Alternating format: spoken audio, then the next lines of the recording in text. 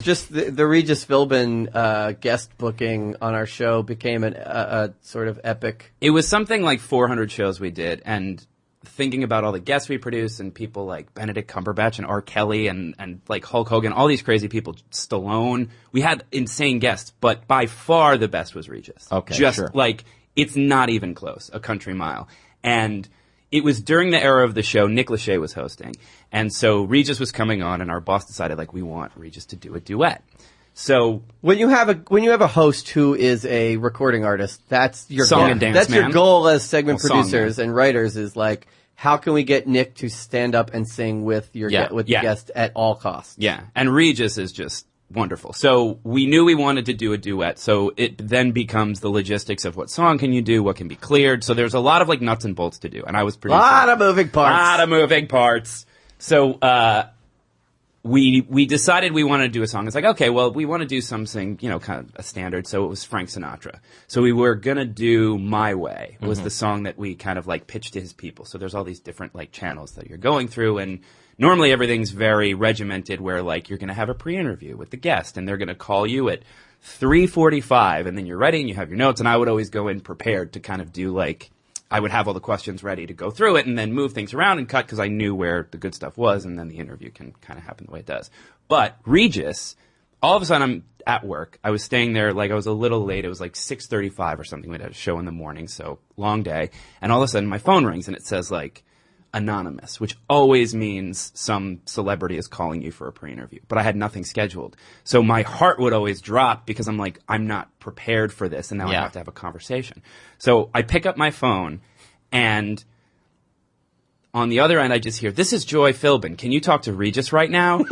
And you just go from zero to being on the phone with Regis. Right. You just worked 14 hours. Yeah. And so I say, sure, I could talk to Regis. I'm going to tell him to call back. So she says, okay. And in the span of about 3 seconds, Regis is on the phone, but it definitely sounded like they were on a house phone with like a tangled cord that she just handed to Regis. And when you talk, it's just like, Devin, this is Regis.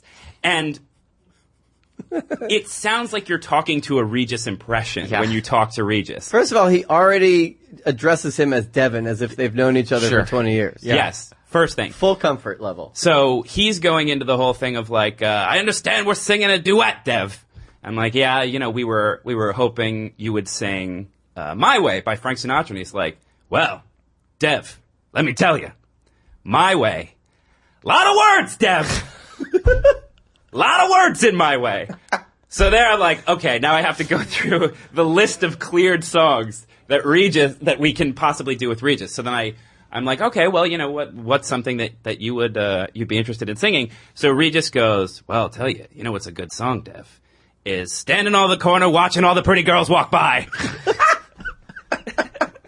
So, Dean Martin song, okay, so, don't know. I'm like, I'm going to have to check if we can clear that with our licensing department, which is a weird nuts and bolts conversation to be having with Regis. Yeah. The VH1 MTV rights and clearances person doesn't get standing on the corner watching all the girls requests. Does not come in all the time. Yeah, when you're having like Jeremiah or whoever coming onto the show, or R. Kelly, they're not getting those type of clearance requests.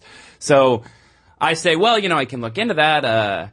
And he's like, well, we can do whatever you want. You're the boss, Dev. And I'm like, why am I the boss? You're in the Guinness Book of World Records for like being on TV the most of any human. And he's telling me like, well, it's your show. So totally nice, totally humble about all those things. So then I say, well, another thing we could do is It Had to Be You. Mm-hmm. And every time you ask him a question, he will like leave you in suspense, like he's hosting Millionaire. So I'm like, hey, we could do It Had to Be You. He's like, well, it had to be you. Dev, let me tell you. That's a good choice, too!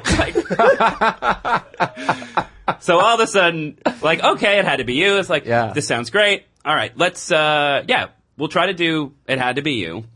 Sounds good. So then, next day, go in the next morning, and I'm over the moon because I've just had a phone conversation with Regis. Yeah. Highlight of my life, right?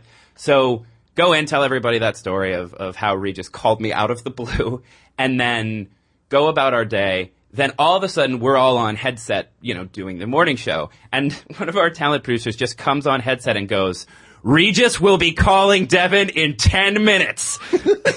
because I don't know what back channel they went through. But so then I go up to my desk. Yeah. I answer the phone. Hi, this is Devin. It's Regis' assistant. Hands him the tangled phone cord again. I'm talking to Regis. Not even a hello. He just goes, Dev, how's this? It had to be you. It had to be you. I wandered around. And so I'm like, Regis, you sound beautiful. It's wonderful. Can't wait for it to happen. So then he goes, here's what we're going to do, Dev. You're going to get a pretty girl. You're going to sit her in between me and Nick Lachey. We're going to sit there. We're going to sing to her. It had to be you. Then we're going to tell her she's going to pick who it's going to be, and it better be Regis. I mean, it's incredible. We go through the whole thing. It had to be you. He's like ready for all the questions, down for whatever. So then the other thing that makes this story like my favorite story of all time is he was coming on my 30th birthday. Yeah. And I had been at the show for 3.5 years or whatever it was. So he's coming on on my 30th birthday. Go in that morning. We do a whole rehearsal. I stood in for Regis, so I'm like singing as Regis. You can do the rehearsal. voice. That's not a problem. Well, yeah, it was fun. Yeah. So we do the whole rehearsal, and everything goes great. So then Regis is coming in, and walks in, has like a little mini entourage, and everything is like so chaotic in the morning because it was a live show, and I think he was live. It was not pre-taped, so everything has to go down without a hitch, and it's a duet, so it's just blocking and lights and all these things that you don't necessarily think about. Yeah, the boring stuff. But so I'm also worried about all of that in addition to this being, a fun segment for everyone to watch. So then we go in. Regis then arrives, and there's like a whole group of people waiting for him by the entryway. So then he walks in, and I'm like, "Hi, Regis. It's Devin. We spoke on the phone," and he just sort of like, as if he's performing to a theater of thousands, he just looks at me, shakes my hand, and he goes, Devin, dynamite! So, Dynamite Dev! Dynamite! But then, that was the last time he got my name right. Every time I spoke to him after that, he would be like, Devlin, I'm going to tell you what we're going to do, Dave. We're going to come out here. So, go in, do the whole thing. We rehearse with Nick backstage. Donnie Wahlberg! Dave Kimowitz. Way to bring it back around to the iTunes review. That's it, exactly. So then go in and rehearse with Nick, and then he legitimately did want to take a pretty girl and sit her in between Nick and Regis to sing It Had to Be You. And again, every part of this story makes my heart swell with joy. Nick's wife, Vanessa, happened to be there that day with their kid. And obviously... TV's Vanessa Lachey. Yeah, sure. TV. Very beautiful, very pretty. Yeah. And she fits the criteria. Super nice. And again, a lovely TV moment if you have it. So go to Vanessa, talk to her. She's like game to do it. She's like just there to drop Nick's lunch off. Yeah. And then we're like, hey, do you feel like getting full hair and makeup and sitting... Choosing Regis or your husband? But here's the thing that was so amazing about her is, like, she had hosted TRL, been in that studio, so she knew she went to get hair and makeup, but not enough to look like I'm doing this prepared She was savvy bit. enough to know, like, this is just, I'm being plucked out of the crowd. Keep it spontaneous, right? The woman there in the white shirt. Oh, it's Nick's me? So, go through that, and then it's like 45 minutes till we're live, so Vanessa goes, does all that. And in the meantime, I'm briefing Regis of just like, here are the questions we're going to do before the interview. This is how you get up and repo to do the duet. And we're making it seem like the spontaneous thing that happens. And as I'm briefing Regis, we had all of these, we would always have a million different guests and they're walking around. And it's like a 30 Rock or Larry Sanders moment where you just think these things don't happen in real life. But I'm standing there briefing Regis, and Flava Flav, who was another guest, walks in. VH1. This show is on VH1. And interrupts my briefing of Regis. He's like, I just wanted to say hi. And has, I think, the clock around his neck. And tells me, like, I don't mean to interrupt. And I'm like, I'm not going to stop Flava Flav from interrupting me to talk to Regis Philbin. It's, you think like you're going to walk by a guy in like medieval armor and like the There's an Abe Lincoln standing behind you. There's an Abe Lincoln standing behind you. It's like one of those weird TV moments. Yeah. So then we go out, go to do the duet, and Vanessa was keeping it totally spontaneous to make it seem like this natural thing for the duet to happen to walk out there. But to the point that she was holding their child, Camden, who I think was like a year and a half at that point. So Camden's there on set. And that's her child with Nick, not Regis. Right. For the record. So we think.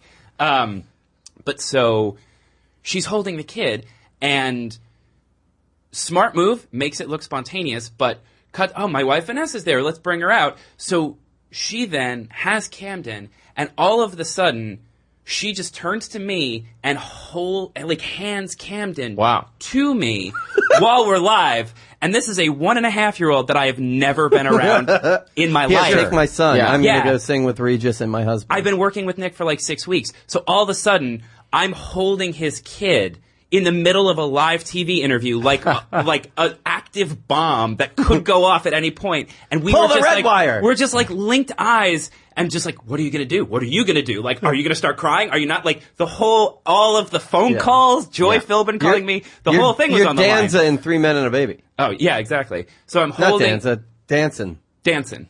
Yeah. Yeah. Danza. I got Danza on the mind. You got Danza on the mind. Anyway, that's a different story. Yeah. So I'm holding their kid. I'm just like, is the kid going to cry? Then also, you're not allowed to have minors on TV without a whole bunch of permission. So the production manager of the show... Harder than getting a song cleared. Exactly. Standing on the corner watching all the girls walk by. A lot of moving parts. So the production manager beelines and is standing right next to me and just there grilling me, and I'm holding the kid I don't know what to do. It was the Hurt Locker. I'm like, so I kind of take the kid and put it down, and then they start doing the duet. Yeah. Him? There you go. You're not a father. Yeah. Devin was holding the kid by his ankle. Sure. Yeah. I'm like, what's going to happen? Okay. Kid's totally fine. Duet goes down without a hitch. Regis leaves. It was wonderful. Awesome. Best showbiz experience Nick's of my life. Probably Nothing will top happy he didn't have to do standing on a corner watching all the girls go by. It's not really a common... Yeah. Would have been... and interestingly, now Viacom has custody of Nick's kid because they violated all kinds of union rules about having kids on set, so they had to take custody. Yeah. No, I mean, that story never gets old. I remember... His father is Sumner Redstone. I remember all of us sort of going out after that show and you just telling that story for everybody. Oh, it was wonderful. With full impressions and, And then the best thing was... outs. Yeah, it was my birthday that night, so I was having a 30th birthday party, just a dinner with, my fiance and my parents. It was just one of those. And I got to tell them that story that's and all parts of it, and I saved it. And it was just, it was such a special moment, too, because... it's a big round number birthday, and it felt like such a wonderful TV thing to have happened. The TV gods smiled down upon me. And don't you feel like for my after 30th. something like that, you're like, man, I could produce anything now. Yeah. That is an experience. That is what's known as the full producer. Yeah. You produce the 100%. segment, you hold the baby, everything.